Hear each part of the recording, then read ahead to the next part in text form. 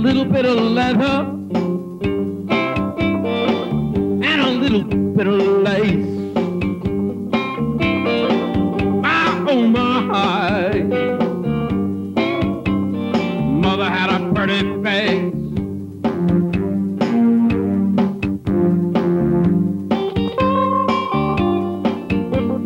Mother was a pagan.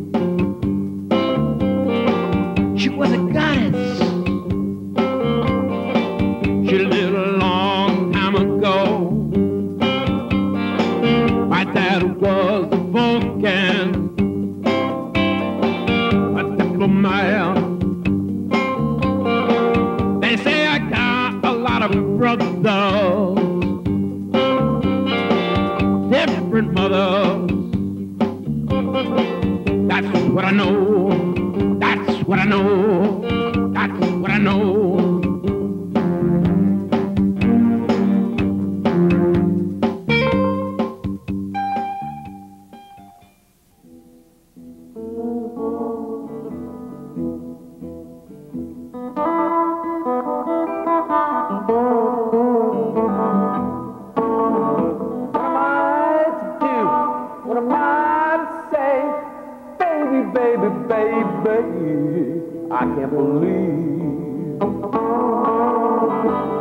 I can't believe I'm losing you. What have I done? I don't know, but I believe I'm losing you.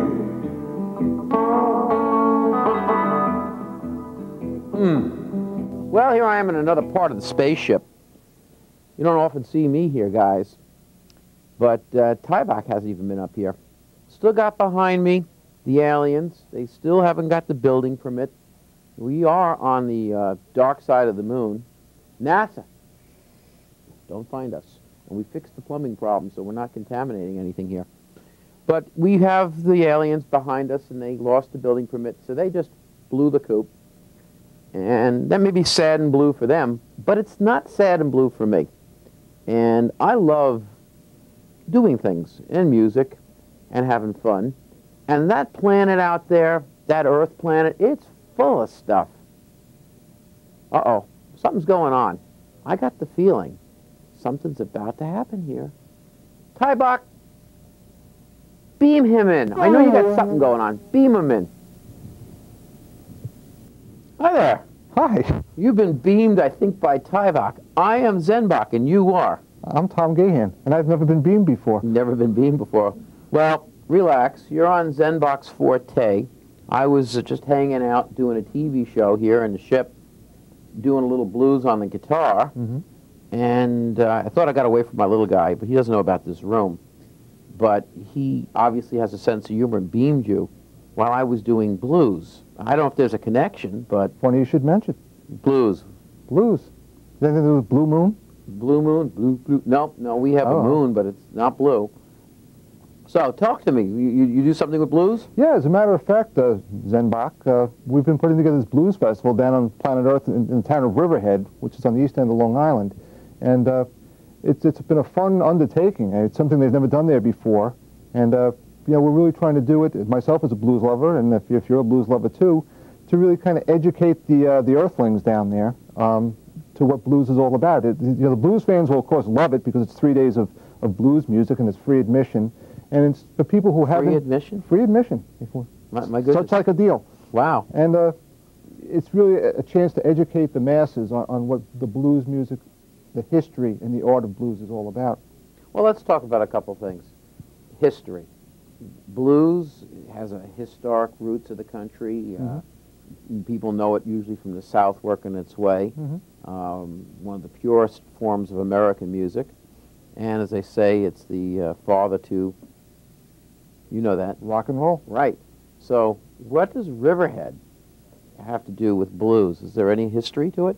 Well, let's see. The high school football team is named the Blue Waves. I don't know if that's any connection. Okay. That's not a joke, but historically, no, not precisely, although a lot of blues greats have come out of Riverhead. Sam Taylor, for example, did live in Riverhead in the early 1960s, so he's coming back to town for the Blues Festival. You had clubs back then. Yeah. You know, there was a blue something or Bluebird? other. Bluebird was, Yeah, you know, the yeah. reputation on that. That's long gone. Long gone. So if we were to time warp back, we'd actually be able to go see a scene of blues in Riverhead. We could do that. So, Riverhead, I sang, is the end of the road, but from what I'm getting the feeling is it should have been exit 1. That's what I think. You know, on the Long Island Expressway, I think they sort of did it backwards. I think life begins in Riverhead and moves out from there. Okay. But then again, I'm biased and opinionated, so Okay. that's okay. Well, since you mentioned Sam Taylor, I've got a clip from Sam Taylor. Okay. So, Sam, take it away. You're going to beam him up too? Never know. Sam Taylor here talking about this Riverhead Blues Fest. Used to play at a place called the Bluebird down on Flanders Road. I cut my teeth down there. That was many years ago, and I've been playing for 45 years, so I am going back home for this Blues Fest. Come on down there and enjoy it with me. Thank you.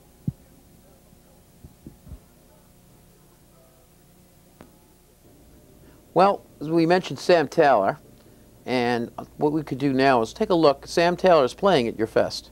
Yes, he is. He's there on Saturday evening. He'll be there with his big band, all the horn section, Heather Hardy on electric violin. And as you know, Zenbach, he puts out quite a sound. And a man with over 135 published songs, he's prolific as a songwriter himself. Let's take a look at a clip of Sam Taylor. Okay. Go, Sam.